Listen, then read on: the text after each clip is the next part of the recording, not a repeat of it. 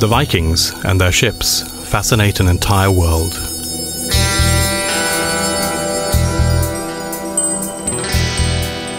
The Norwegian town of Tønsberg can boast the most fantastic ship of them all, the OsebergSkip. The ship is by far Norway's largest tourist attraction. For more than 1,000 years, the OsebergSkip lay hidden in the so-called Fox Mound, which locals thought contained victims of the Black Death. So when archaeologist Gabriel Gustafsson and his crew started digging just over 100 years ago, they were stunned by what they found.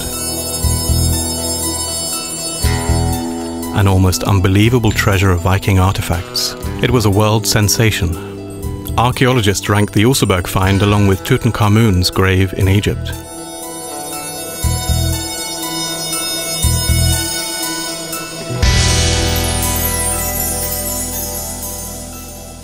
Despite excellent archaeological documentation, a huge number of questions still remain to be answered. We know that the OsebergSkip was built in the year 820, but the first replica, built some 20 years ago, capsized and sank. Was it merely a ceremonial vessel, used as a spectacular arena for offerings or burial rituals? More or less an ornamental vessel, as many scientists have claimed?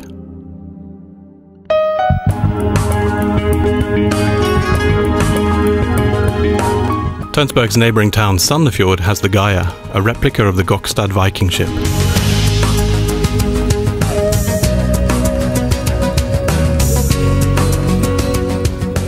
Denmark has built replicas of no less than 3 of the Viking ships that were found at the bottom of the Roskilde Fjord. The latest, Havhingsten fra Gløndeloch, the longest Viking ship in the world, visited Tønsberg in the summer of 2006. The Slagen Valley outside Tønsberg contained the most important Viking ship of them all. Yet there is no replica of it. That's why the foundation New OsebergSkip primarily wants to build a safety replica of Norway's most important international attraction. The aim is to try and find answers to the many remaining questions through research and practical experiments. Og her ser det tvivlsomt ud, ikke? The original ship was accurately measured and underwent infrared scanning in the autumn of 2005 with the aim of recreating the original shape of the ship's hull. Dette som du ser veldig detaljert. Du kan faktisk se hver eneste saum nedover bordgangene. Og her har vi da millimeters nøyaktighet. Resultatet her jo at vi får en 1-til-1 tegning av hver eneste bordgang, som jo utgangspunktet for at vi kan starte et arbeid med modell.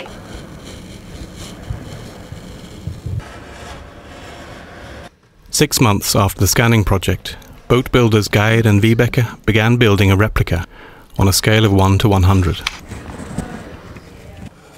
Tegningen og utskriften går på datateknikk, men utskjæringen den manuell, så her må en håndverker til.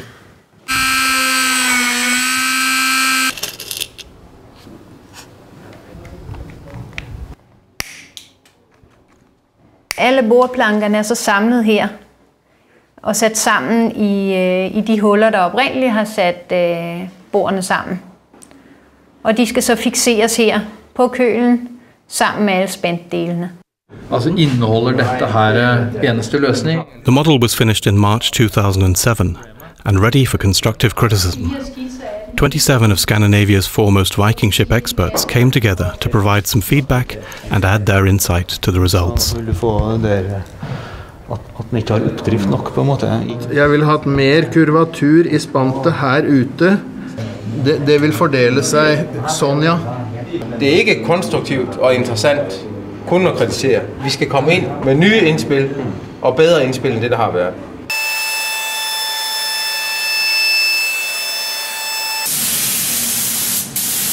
One year later, in April 2008, a new OsebergSkip appears in the ship model tank at the University of Trondheim. Everything was ready for the decisive scientific test. Jeg har kæmpe store forventninger. For nu det 2 år siden, at vi begyndte med den her rekonstruktion. Og det selvom det små ændringer, så de radikale.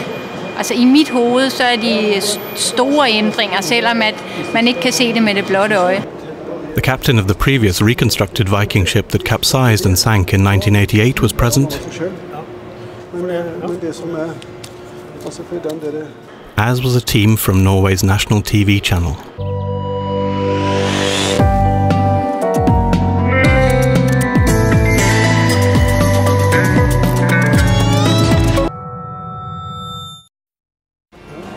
Båtbygger Geir Røvik står i spissen for stiftelsen Nytt OsebergSkip. De skal bygge en nøyaktig kopi, men først må de avsløre skipets hemmelighet. Var det sjødyktig eller bare en luksuriøs gravkiste?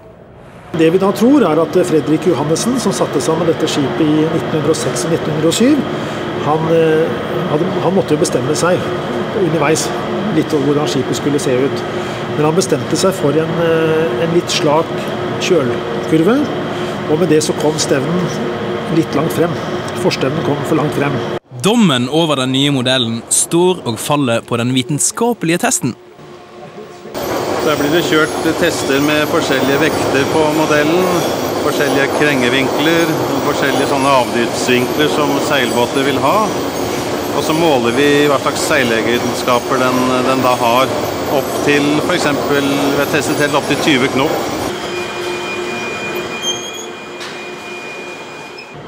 Even though Geir and Vibeke had claimed that their model would sail much better, there were still a few lingering doubts before the test began.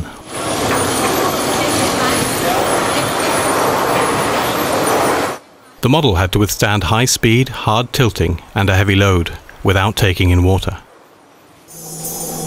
Excitement was great.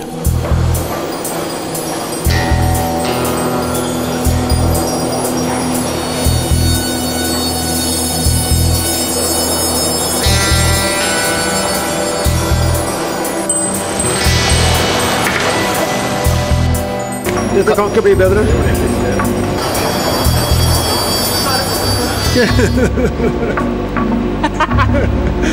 Det ble bra.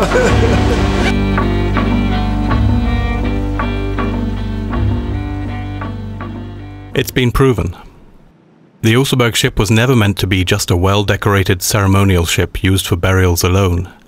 It was beyond doubt also a well-constructed sailing vessel that could easily cross the North Sea. By now, the Foundation has gathered sufficient information to start building a full-scale replica of the ship. Our foremost national treasure, the OsebergSkip, will be built in the same way as in Denmark, outdoors, using traditional tools and old handicraft traditions.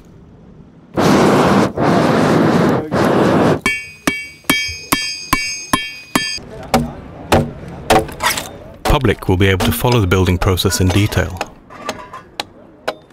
This proved to be a great success in Roskilde during the 4 years it took to build Havhingsten.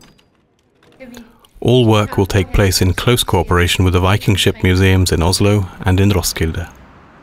The replica of the OsebergSkip will become the chief attraction in a new documentation and resource centre about the Viking Age, in the middle of Norway's foremost Viking county, Vestfold. However, the replica must be built first.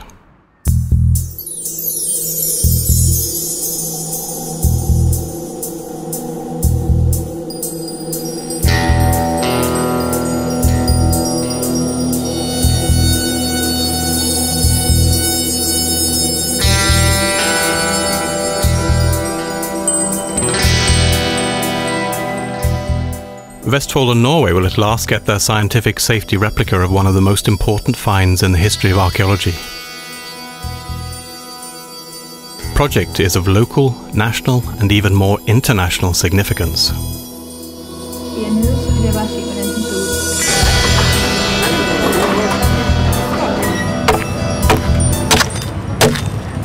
Why shouldn't we achieve this, what everyone else has managed already? We who have the most spectacular find of them all?